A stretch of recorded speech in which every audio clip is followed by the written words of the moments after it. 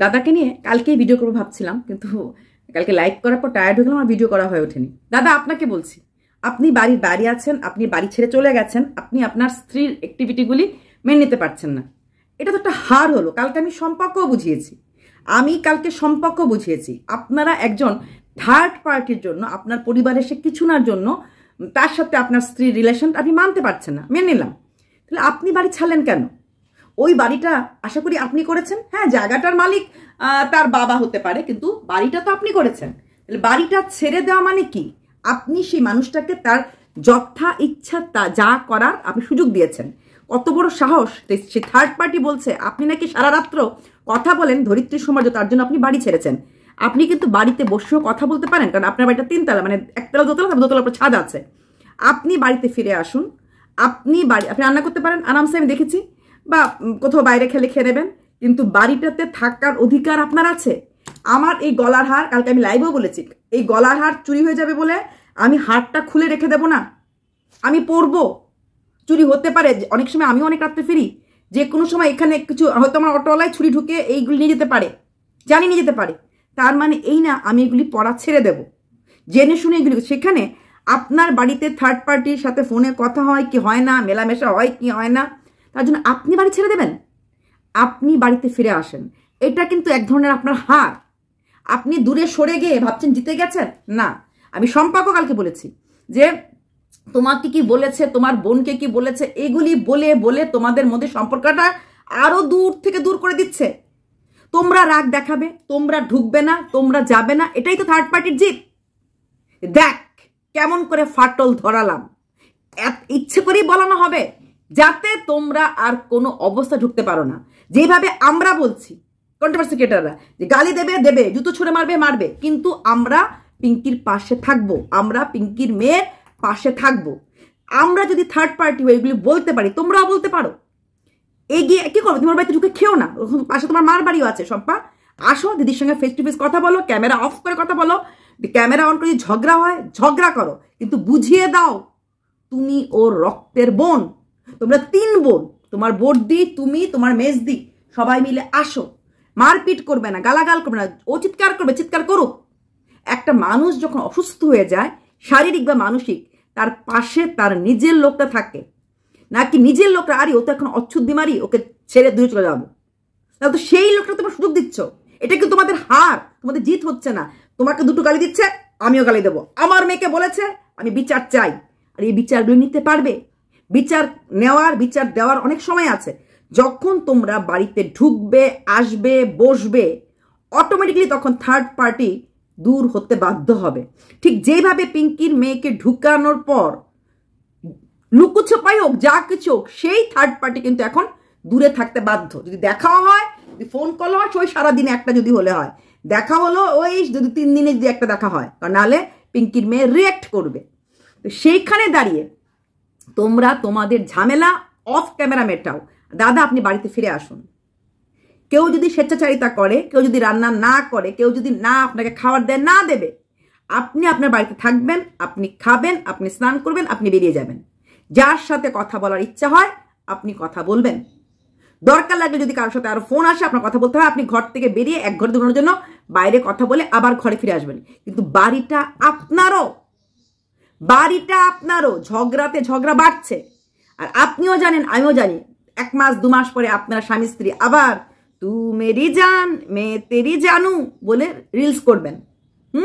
সেখানে আপনাদের কোনো চিন্তা ভাবনা নেই। তাই বলছি, সেই মানুষটাকে আপনি ওই জায়গার থেকে, স্পট থেকে দূরে গিয়ে আপনি জিততে পারবেন না। স্পটে নেমে খেলুন, স্পটে নেমে জিতুন। আপনি যখন আপনার জায়গাতে ফিরে আসবেন, সম্পারা, আবার শুধু সম্পা না, বাকি 3 বোন যখন আসবে, বসবে, গল্প করবে, অটোমেটিক্যালি থার্ড পার্টি দূর থেকে ফুসবে। কিন্তু কোথাও না কোথাও ধীরে ধীরে কিন্তু সম্পূর্ণভাবে সে অ্যাবলিশ হয়ে যাবে। পিঙ্কি তার মেয়ের বাড়িতে যাবে, থার্ড পার্টি নিয়ে যাবে না, পিঙ্কির মাকে নিয়ে যাবে। পিঙ্কির মা আছে না, আপনি নাই গেলেন, পিঙ্কির বোনরা নাই গেল। সম্পা তোমাকেও বলছি, তোমার মেয়েকে নিয়ে খারাপ কথা বলছে, মা হিসেবে খারাপ লাগবে, কিন্তু এটাই তো চাইছে যে তুমি রিয়েক্ট করো, তোমার মেয়ে রিয়েক্ট করে, তোমরা রিয়েক্ট যত করবে তত ওদের লাভ। তার মানে ফাটলটা এইটুকুন থেকে এতখানি হচ্ছে, সেটা তুমি ফাটতে দেবে না। বলবে ঠিক আছে আমার বোনই তো বলেছে, আমার বোনের মেয়েই তো বলেছে, আমি মেনে নিলাম, যা হবে মিটিয়ে নেব। দেখো দেখো, যুদ্ধ সবসময় না ওই গলি বাড়ি দিয়ে হয় না, যুদ্ধ এখান থেকে করতে লাগে, এখান থেকেও যুদ্ধ করা যায়। তুমি রেগে গেলে আর চেহারা দেখবো না, জীবনও ক্ষমা করবো না, ওর বাড়ির মুক্তও যাবো না। এটাই তো চায়, এটাই তো চায়। তোমরা এটাই করছো যেটা যেটা ওরা চাইছে। ঠিক যেমন আমরা চেয়েছিলাম বাবা জীবন বলুক কাকে ভালোবাসে। বাবা যেমন উঠে বলেছিল প্রজেক্ট ওয়ালিকে ভালোবাসে, তার মানে হি ইজ প্রমোটিং পরকিয়া। আমরা ধরে ফেলছি। ঠিক তেমনি এটাই চাইছে যে তুমি বলবে, ও বলবে, ও বলবে, তুমি বলবে। তোমার দিদির পিঙ্কির কন্ট্রোভার্সি ছাড়া পেটের ভাত হজম হয় না। ও যেহেতু মেয়ের জামাই ছাড়া কন্ট্রোভার্সি করতে পারবে না, তাই বোনকে তখন বাবিদি থাকার থেকেই বোনকে নিয়ে শুরু করেছিল, তারপর নিজের হাজব্যান্ডকে নিয়ে শুরু করেছিল। কারণ ও জানে ওর এই 3 রকম 4 রকম মাছ দেখানে দেখিয়ে ওর ভিডিও চলবে না। আইদার মেয়েকে নিয়ে কথা বলতে হবে, না তো মেয়ের জামাই নিয়ে কথা বলতে হবে, না তো মেয়ের শাশুড়ি নিয়ে কথা বলতে লাগবে, তবে ওর ভিডিও চলবে। নর্মাল ওই 3 পদ রান্না দিকে চলবে না। ও ভালো করে জানে, তার জন্য কন্ট্রোভার্সি ও খুঁজছে। আর সেই থার্ড পার্টি চায় না তোমরা বোনরা মিল হও, তোমরা বোনরা মিল হও, তোমার মাকে ঢোকাও, তোমরা আসো, তবেই থার্ড পার্টির হার হবে। এটা বোঝার চেষ্টা, কালকে আমি বোঝার চেষ্টা করেছি, আমি আজকে লাইভ করার ইচ্ছে আছে, যদি করি আমি বোঝাবো। দূরে থেকে নয়, কাছে এসে লড়ো, কাছে এসে মিশো। বল তুই কেন বললি, বল আমার মেয়েকে তোর মেয়ে কেন বললো। কি করবে, দিদিকে থাপ্পড় মারবে? তুমি দিদিকে থাপ্পড় মারবে, বাস, তাও রক্তের সম্পর্ক। এখন থাপ্পড় লাগলে গায়ে লাগে, কারণ আমরা বড় হয়ে গেছি। ছোটবেলা বনে বনে কত চুলোচুলি হয় ভাবে দেখো তো, বনে বনে কত পুতুল নিয়ে মারপেটা ভেবে দেখো তো। একবার ছোটবেলা চলে যাও তো, যে কোনো দিদি তার বোনকে মারে কিনা, বা বোন দিদির চুলোচুলি করে কিনা, বা চুরি করে দিদির লিপস্টিক, দিদির নেল পালিশ পরে ফেলে কিনা। তাহলে আজকের দিনে দাঁড়িয়ে সেই জিনিসগুলি মনে করে ওই জায়গাতে কেন যেতে পারছো না? দিদির ভালো জিনিসগুলি কেন মনে রাখতে পারছো না? কেন? ওইটুকুন বোঝার চেষ্টা করো। আমি দাদা আপনাকে বলছি, আপনি ফিরে আসুন, আপনার রাজত্বে আপনি রাজ করুন। হ্যাঁ, এবার আসছি পিঙ্কির প্রশ্ন। হ্যাঁ হ্যাঁ হ্যাঁ, পিঙ্কি কিন্তু শীতিতে এখনো সিঁদুর পরে, শীতের সিঁদুরটা মুছে যায়নি, তাই না পিঙ্কি? শীতের সিঁদুরকে পা দিয়ে মুছে, অবশ্যই হাত দিয়ে মোচনি, তুমি তোমার সিঁদুরকে পায়ে, আমরা শীতের সিঁদুরটা মাথায় পরি, কারণ স্বামীকে মাথায় রাখি। হ্যাঁ, এখানে তোমার মেয়ে দেখো, এখন এখানে একটা সিঁদুরের টিপ পড়ে, ওটা ওই স্বামী সৌভাগ্যবতী। তুমি সিঁদুরটা পড়ো, কিন্তু সিঁদুরের মর্যাদাটা তুমি পায়ের কোনি আঙ্গুলে নিয়ে এসেছো, বুঝলো তো? তুমি সবার সাথে এরকম করো, নতুন করে কিছু না। তুমি কালকে বলেছো সব কিছু জোর করে হয় না, রেজিস্ট্রি ম্যারেজ যখন সময় হবে হবে। রেজিস্ট্রি ম্যারেজ আমিও তো করেছিলাম, প্রথম বিয়ের সময়ও করেছিলাম, দ্বিতীয় বিয়ের সময়ও করেছিলাম। তাহলে কি ফারাক হলো? হ্যাঁ, কারণ আমার তোমার যেহেতু বিয়েটা টেকেনি, প্রথম বিয়েটা টেকেনি, দ্বিতীয় বিয়েটা তুমি জোড়াতালি দিয়ে টিকিয়ে রেখেছো, কারণ তোমাদের কোনোদিনই মনের মিল ছিল না, কোনোদিনই মনের। তুমি বলেছো বারবার যে তুমি অনেকবার সহ্য করেছো, তুমি বলেছো তোমার হাজব্যান্ড তোমার মেয়ের সঙ্গে খারাপ কাজ করতে চায়। কোনো মহিলা এটা বলতে পারে না। কোনো মহিলা তার স্বামীর সম্বন্ধে, তার মেয়ের সঙ্গে তার স্বামী খারাপ কাজ করতে চায়, এটা বলতে পারে না। রাগ হতেই পারে, ঝগড়া হতেই পারে, অন্য কিছু বলা যায়। এসব কথা সোশ্যাল মিডিয়াতে এনে, আবার সোশ্যাল মিডিয়া কি বড় বড় কথা তোমার মতো মহিলারাই বলতে পারে। তোমার মেয়ে, ঠিকই বলেছিলাম 1 বছর আগে, তোমার মেয়ে তোমার রক্তই বহন করছে। জোর করে কিছু হয় না, যখন সময় হবে, সময়ের সঙ্গে সঙ্গে পাল্টানো হবে, সময়ের সঙ্গে সঙ্গে হয়ে যাবে। তো বলি, যদি তাই হতো তাহলে কেন সঙ্গীতের দিকে বলেছিলে মেয়েকে বাড়িতে ঢুকিয়ে দিতে, বা কেন ওনার কাছে গেছিলে ঢোকানোর জন্য? তাহলে ওয়েট করতে, আজকে না হোক, 6 মাস হোক, 1 বছর হোক, 10 বছর পর হোক, তোমার মেয়ের জামাই আসবে, এসে তোমার মেয়ের জামাই মেয়েকে নিয়ে যাবে। তখন কেন জোর করে ঢুকিয়ে দিতে গেছিলে? বাজে কথা বলবে না, যে ঢুকাবে জানতে বুঝতে পেরেছিলে কিছু একটা হবে, তার জন্যই নিয়ে গেছিলে। না হলে যখন সঙ্গীত দিদি তোমার মেয়েকে রেখে আসছিল, তুমি সঙ্গীত দিদিকে রুখে বলতে পারতে, না দিদি এইভাবে আমি আমার মেয়েকে রেখে যাব না, আমি আমার মেয়েকে নিয়েই যাব। তুমি করনি। সঙ্গীত দিদি বলেছে তুমি নাচতে নাচতে নাচতে নাচতে হাসতে চলে এসেছো। বা পরে 2 দিন ধরে যখন তোমার মেয়ের জামাই বলছিল জোর করে রাখবো না, জোর করে রাখবো না, তখন তুমি পারলেন ওই তোমার সঙ্গী সাথীকে নিয়ে আসতে পারতে, তোমার মেয়ে ভালো নেই ভেবে। তো ওটা যখন জোর করে করা হয়েছে, তাহলে রেজিস্ট্রি ম্যারেজটা করাতে তোমারই বা আপত্তিটা কেন? রেজিস্ট্রি ম্যারেজ মানেটা তুমি বোঝো? হ্যাঁ, তুমি বলেছো রেজিস্ট্রি ম্যারেজ করলেও বিয়ে টেকে না। অবশ্যই রেজিস্ট্রি ম্যারেজ করলেও অনেক সময় বিয়ে টেকে না, যার বিয়ের ভাঙা। যেহেতু তোমার মেয়ে, তুমি ভালো করে জানো, তোমারও ডাউট তোমার মেয়ে টেকসই কিনা, তোমার মেয়ে যে চাইনিজ প্রোডাক্ট তুমি জানো। চলে তো চাঁদ ভর, নেই তো জিন্দগি ভর। চাইনিজ মালকে যেরকম আমরা প্রেডিকশন করতে পারি না কদিন টিকবে কদিন টিকবে না, ঠিক তেমনি তোমার মেয়ের ম্যারিড লাইফটাও চাইনিজ প্রোডাক্টের মতোই, টিকবে কি টিকবে না। রেজিস্ট্রি ম্যারেজটা করলে আইনগতভাবে অনেক সাহায্য পাওয়া যায়।